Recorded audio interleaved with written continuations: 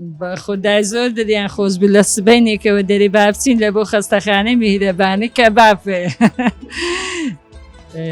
زۆر سپاسی نەخۆشخانەی میهرەبانی دەکەین ئەوڕۆکە ئەوە خواردنی بەسەر مندارە بێباوکەکان دابەش کرد لەگەر ئەرزاق. بەڕاستی خوا خێریان بنووسی، هیوادارم هەر لەو کارێ بەردەوام بن. زۆر سپاسیان دەکەم. ئێوە خاوەنی چەند ماڵن؟ خاوەنی 5 منداڵم. باوچیان 4 ساڵە ئەمری خودای کردێ بە جەڵتەی دەری چامان لە ئەو دەستگانە و خێر خوازانە و یەکیان وەچی باوکی وەفاتی کرد 3 ساڵ بوو ئێستا کە بوویتە 7 ساڵ.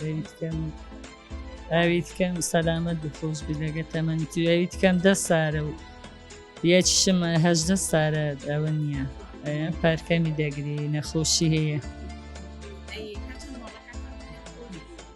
وڵا بە خودای زۆر دەریان خۆش بێ لە سبەینێکەوە دەری با بچین لە بۆ خەستەخانەی میهرەبانی کەبابێ. سەلامەت بێ خۆش بێ. سەلام.